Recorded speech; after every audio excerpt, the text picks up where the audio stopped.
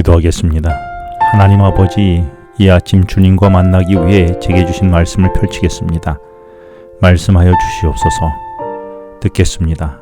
그리고 저로 깨닫게 하여 주시옵소서. 예수님 이름으로 기도합니다. 오늘 묵상할 말씀은 사도행전 10장 1절로 8절 말씀입니다. 오늘 말씀을 통해 하나님께서는 제게 어떤 말씀을 들려주기 원하셨을까요? 하나님께서 사울을 콕 집어 택한 그릇으로 불러주신 이후에 사울은 하나님이 불러주신 대로 살려고 했습니다. 그러나 방해꾼들은 이런 사울을 죽이려고 했습니다. 결국 사울은 잠시 고향에 내려가 머무는 사이에 교회는 든든해졌고, 이때 베드로가 사방으로 복음을 전하다가 룻다를 거쳐 요빠에 이르러 가죽을 만드는 장인의 집에 머물게 되었습니다. 지난 33절에서는 애니야를 중풍병으로 누운 지 8년 된 사람이라고 소개했고, 36절에서는 다비다를 선행과 구제하는 일이 심히 많은 사람이라고 소개했었습니다.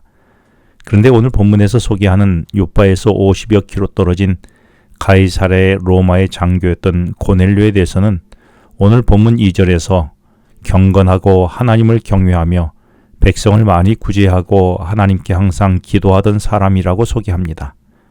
그렇다면 그동안 예수님의 말씀 안에서 말씀을 쫓아 살아간 나를 성경이 오늘 나를 소개한다면 무엇이라고 소개할까요? 나는 어떤 사람입니까? 그리고 사람들은 나를 어떻게 기억하고 있을까요?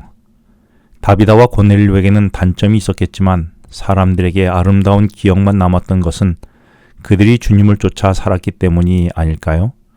반면에 아무리 장점이 많더라도 주님을 쫓는 삶을 살지 않고 자신의 이기적 욕망만을 쫓아 살았다면 주님에 의한 나의 평가나 사람들의 짧은 한 줄의 평가 문장은 부정적 내용이 아니었을까요? 그렇다면 나는 무엇을 쫓아 살아가고 있습니까?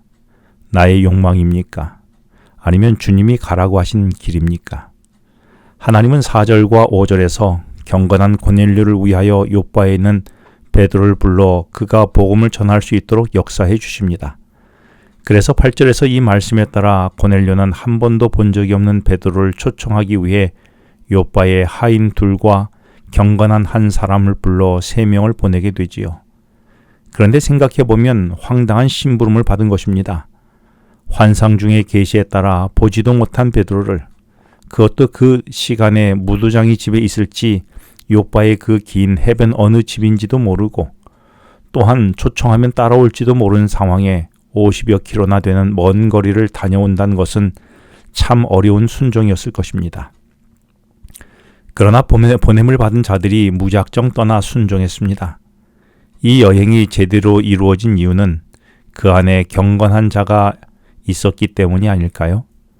그러므로 나의 경건은 폼이 아니라 하나님의 역사를 믿고 하나님의 인도함에 따라 하나님의 이루심을 믿고 나아가는 것이 아니겠습니까?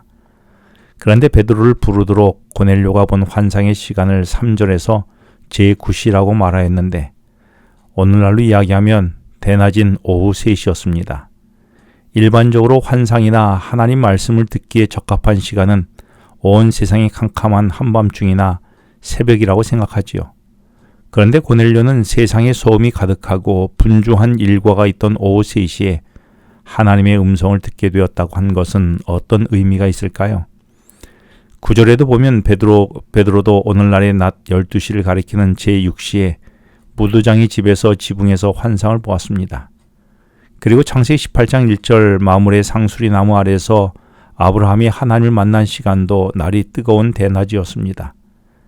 이는 우리가 하나님을 만나는 것은 특정 장소나 특정 시간이나 특정 상황 속에서만 하나님의 음성을 듣거나 만나뵐 수 있다는 것은 오해입니다. 하나님은 언제든지 그리고 어떤 상황에든지 그리고 어떤 곳에서든 하나님과 소통이 이루어지는 것이 참다운 그리스도인의 삶이 되어야 하는 것입니다. 그렇다면 나의 오늘의 일상의 삶 속에서 나는 하나님과 만남이나 그분의 음성을 들을 준비가 되어 있습니까?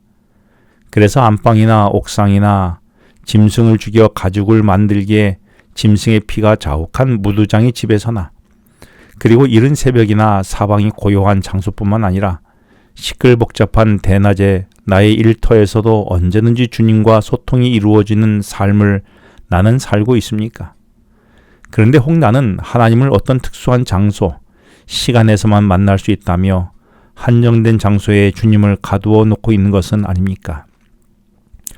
이처럼 일상생활 속에서 주님의 음성을 들을 준비가 된 고넬료가 항상 기도할 때에 천사는 4절에서 그에게 내 기도와 구제가 하나님 앞에 상달되어 기억하신 바 되었다라고 말합니다. 하나님은 고넬료의 기도뿐 아니라 그의 구제의 삶도 하나님 앞에 상달되어 기억되었다라고 말하지요. 이 말은 그가 하나님께 드리는 기도가 입으로만 그치는 기도가 아니라 사람을 긍휼히 여기는 마음이 행동으로 수반되는 삶의 기도였다는 말입니다. 그 기도가 하나님께 상달되고 기억하신 바가 된 것입니다. 오늘의 나의 기도는 어떻습니까? 나의 기도를 기억하고 그 기도대로 살기 위해 오늘도 투쟁하고 있습니까?